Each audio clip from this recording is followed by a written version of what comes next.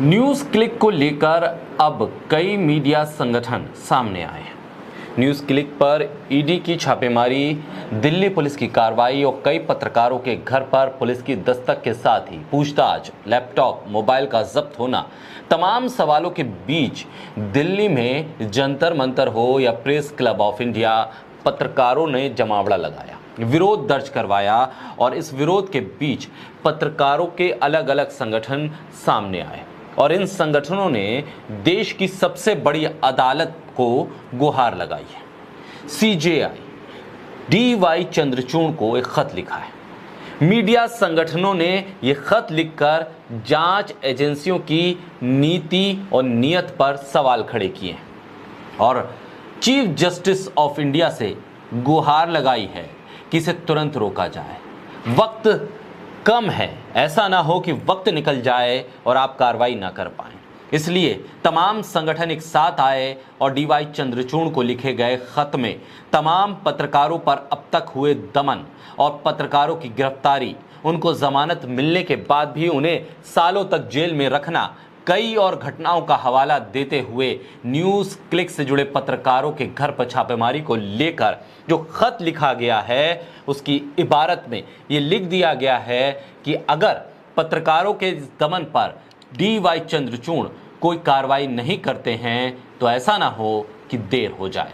बोलता हिंदुस्तान पर मैं हूं आपके साथ मिर्जा शाकिर अली। कई पत्रकार संगठनों ने CJI DY चंद्रचूड़ को खत लिखकर मीडिया के खिलाफ जांच एजेंसियों की दमनकारी इस्तेमाल पर रोक लगाने की मांग की है। न्यूज क्लिक से जुड़े पत्रकारों के घर पे छापेमारी के बाद कई मीडिया संस्थानों ने भारत के मुख्य न्यायाधीश को खत लिखा। DY चंद्रचूड़ को लिखे खत में मीडिया को दबाने के लिए सरकारी एजेंसियों के इस्तेमाल यानी गलत इस्तेमाल को रोकने की अपील की है। CJI से अभिव्यक्ति की स्वतंत्रता को बनाए रखने की गुहार लगाई है। इस बात पर भी जोर दिया है कि मीडिया पर हमला सिर्फ इसकी आज़ादी को खत्म नहीं करता है, बल्कि देश के लोकतांत्रिक संवैधानिक ढांचे को भी प्रभावित करता है।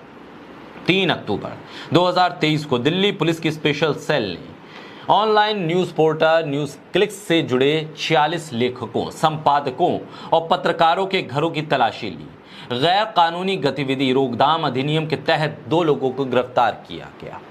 मोबाइल फोन और कंप्यूटर, लैपटॉप जब्त किए गए। उसके बाद पत्रकारों पर हुई इस कार्रवाई का विरोध शुरू हो गया और इसमें CJI को खत लिखकर हस्तक्षेप की मांग उठी है।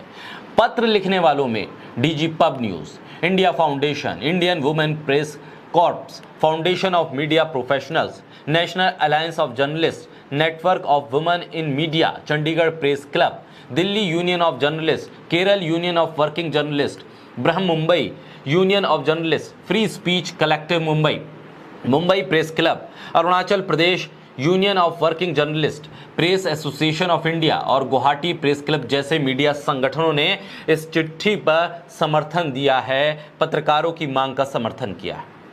अपने खत में जो लिखा है उसमें पत्रकारों के संगठन ने लिखा है कि आपने सुप्रीम कोर्ट में देखा है कि कैसे प्रेस के खिलाफ केंद्रीय जांच एजेंसियों का गलत इस्तेमाल किया जाता है। पत्रकारों और रिपोर्टर्स पर राजद्रोह और आतंकी होने के आरोप लगाकर मामला दर्ज किया जाता है।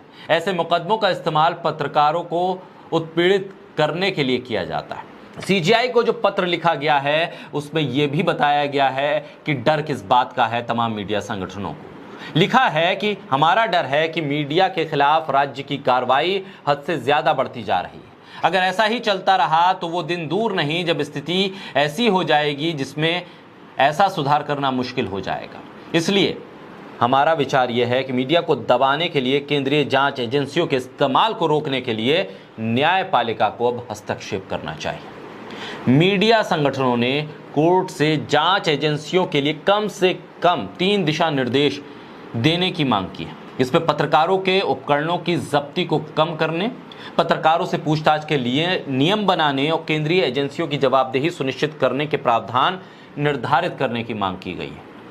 मीडिया संगठनों की ओर से कहा गया है कि पिछले 24 घंटे में जो कुछ हुआ है उसे देखते हुए CJI को संज्ञान लेकर हस्तक्षेप करना चाहिए, इससे पहले कि बहुत देर हो जाए।